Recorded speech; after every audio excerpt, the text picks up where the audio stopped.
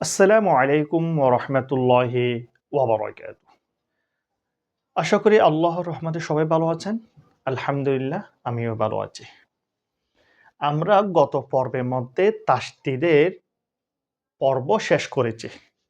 যে হরফের উপর তাসদীদ হবে সেই হরফটি ২ বার উচ্চারণ হবে। তাহলে আমরা আজকে যে পর্ব ওয়াজিব গুন্না নিয়ে। নুনে বা মিমে যদি তাসদীদ হয় তখন কিন্তু ওয়াজিব গুন্না হবে। যেমন নাকি দেখেন নুন এবং মিমে কি হয়েছে? তাসদীদ হয়েছে। ওয়াজিব গুন্না কিরকম? একটু পরে দেখি। বিসমিল্লাহির রহমানির রহিম। হামজা নুন জবর আন, একটু ধরে পড়া আন, নুন জবর না, আন্না। হামজা মিম জবর আম, মিম জবর মা, আম্মা। এরকম ধরে পড়াটার নাম হলো যে গুন্না। ওয়াজিব মানে নুন এবং মিমে যখন তাসদীদ হবে তখন এরকম করে গুন্না করে পড়াটা অবশ্যই করতে হবে। সেজন্য সেটাকে ওয়াজিব গুন্না বলে। তাহলে আপনারা যখন পড়বেন তখন কিন্তু দেখতে হবে নুনে অথবা মিমে তাসদীদ হয়েছে কিনা।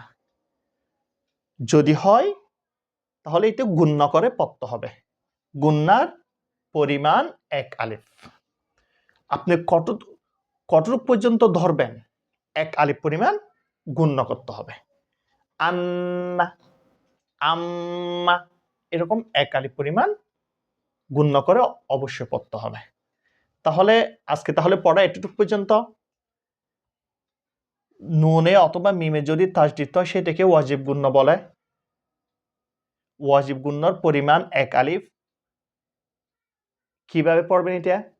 আন্না, আম্মা, এতটুকু পর্যন্ত। তাহলে আমরা সামনে যে পড়াগুলো পড়ব এখানের মধ্যে ওয়াজিব গুন্নার পড়াগুলো অবশ্যই আসবে। পড়ার সময় একটু ভালো করে খেয়াল করতে হবে। এটা যদি গুন্না যদি না করে তাহলে কিন্তু গুনাহ হবে। আজকে তাহলে এটুকু পর্যন্ত। আল্লাহ হাফেজ।